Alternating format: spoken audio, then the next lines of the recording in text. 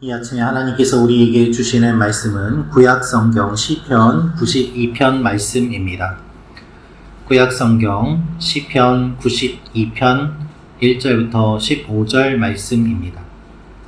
오늘 말씀인 시편 92편은 표제에 안식일의 찬송시라고 기록되어 있습니다. 시편 중 유일하게 안식일이 직접 언급된 시편인데 이 92편 말씀을 통해서 우리가 알 수 있는 몇 가지가 있습니다. 첫째로 하나님의 생각이 깊고 위대하십니다 라는 것입니다. 하나님의 생각이 깊고 위대하십니다. 우리 4절 5절 말씀 같이 읽겠습니다. 시작. 여호와여, 주께서 행하신 일로 나를 기쁘게 하셨으니 주의 손이 행하신 일로 말미암아 내가 높이 외치리이다. 여호와여, 주께서 행하신 일이 어찌 그리 크신지요. 주의 생각이 매우 깊으시니이다. 아멘.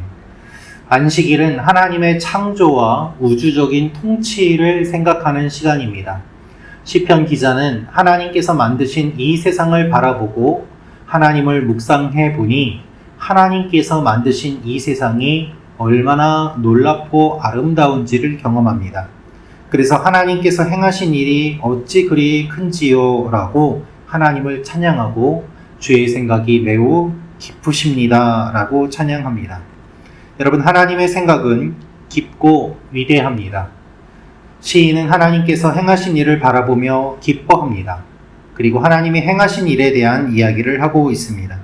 그래서 4절도 5절도 주께서 행하신 일로, 주께서 행하신 일이라고 연이어 등장하는 것을 알 수 있습니다.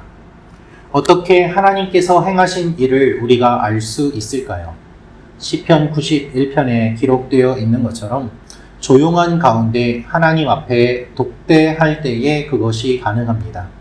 바쁘고 분주한 일상에서 잠시 벗어나 우리가 조용히 하나님께서 만드신 세상을 바라보고 또한 하나님께서 이루어 가시는 일들을 생각함으로 말미암아 하나님의 역사를 우리가 깊이 경험하고 깨달을 수 있게 되는 것입니다. 하나님의 생각은 얕은 우리 인간의 지식으로는 알 수 없는 풍성함과 깊이가 있습니다. 그래서 지금 나에게 왜 이런 일들이 일어나는지를 알 수는 없지만 하나님께서 계획하신 그 모든 일들이 있기에 모든 것이 합력하여 선을 이루시는 하나님임을 믿고 하나님 앞에 담대하게 나아갈 수 있습니다. 오늘도 우리가 알 수 없는 영역에서 하나님은 놀라운 일들을 준비하십니다. 하나님은 우리를 위한 놀라운 계획을 갖고 계십니다. 그리고 하나님을 찾는 자들에게 하나님이 어떤 분임을 보여주기 원하십니다. 이 아침에 하나님 앞에 기도하러 나온 우리는 하나님 앞에 조용히 묵상하고 잠잠히 하나님을 기대하며 또한 바라봄으로 말미암아 하나님께서 어떠한 놀라운 일들을 이루시는지를 경험하는 귀한 시간이 될 줄로 믿습니다. 하나님께서 우리에게 은혜 베풀어 주십니다. 두 번째로 알 수 있는 것은 하나님께서 악인을 심판하십니다 라는 것입니다. 하나님께서 악인을 심판하십니다. 우리 9절부터 11절 말씀 같이 읽겠습니다. 시작. 여호와여, 주의 원수들은 패망하리이다. 정녕 주의 원수들은 패망하리니 죄악을 행하는 자들은 다 흩어지리이다. 그러나 주께서 내 뿔을 들소의 뿔같이 높이셨으며 내게 신선한 기름을 부으셨나이다. 내 원수들이 보응받는 것을 내 눈으로 보며 일어나 나를 치는 행악자들이 보응받는 것을 내 귀로 들었도다. 아멘. 악을 행하는 자들은 단순히 사람을 괴롭히고 도덕적인 범죄를 짓는 것이 아니라 하나님께 대항하는 그와 같은 존재임을 성경은 이야기하고 있습니다.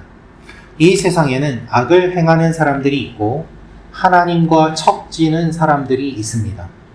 지금은 순간적으로 성공하고 득세할지 모르지만 하나님께서는 그 모든 악한 세력들이 다 흩어지게 될 것을 선포하십니다. 동시에 하나님께서는 의인의 뿔을 들소의 뿔같이 높이시고 신선한 기름을 부은다고 말씀하십니다. 뿔을 높인다는 표현은 고대 근동에서 명예와 영예와 힘의 상징을 뜻하였습니다. 그렇기 때문에 억눌린 자들이 구원을 얻고 하나님께서 의인을 세워주심을 말씀하고 계십니다. 하나님께서 함께 하심으로 악인들이 정리됨을 시인은 보고 찬양합니다. 오늘 말씀은 하나님께서 창조하신 이 세상 가운데 악인이 남아있지 못할 것을 말씀하시고 의인이 살아남아 하나님과 함께 명예를 맛볼 것을 알려주십니다. 하나님의 백성들, 주의 뜻대로 하는 자들에게는 큰 상이 있음을 언급해야 악인의 멸망과 함께 의인들이 위로를 받게 될 것입니다. 하나님께서 적을 물리치십니다.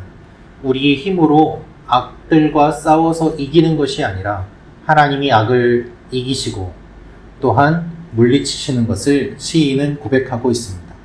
우리는 우리 스스로를 높일 수도 없고 또한 악과 싸워 이길 능력도 부족합니다. 그래서 더욱더 하나님께 매달려야 합니다. 하나님께서 모든 것들을 정리해 주시고 판단해 주시고 이끌어 주실 것입니다. 오늘도 그런 일들을 이루실 하나님을 기대하며 하나님 앞에 나아가는 여러분과 제가 되기를 원합니다. 마지막으로 알 수 있는 것은 하나님이 의인을 번성하게 하십니다. 하나님이 의인을 번성하게 하십니다. 우리 12절부터 15절 말씀 같이 읽겠습니다. 시작. 의인은 종려나무같이 번성하며 레바논의 백향목같이 성장하리로다. 이는 여호와의 집에 심겼으며 우리 하나님의 뜰 안에서 번성하리로다. 그는 늙어도 여전히 결실하며 진액이 풍족하고 빛이 청청하니 여호와의 정직하심과 나의 바위 되심과 그에게는 불의가 없음이 선포되리로다. 아멘. 종려나무로 번역된 대추야자나무는 사막에서도 곧게 자라며 많은 열매를 맺는 나무로 유명합니다. 이 나무는 곧게 자랄 뿐 아니라 오랫동안 자라는 나무이기도 합니다.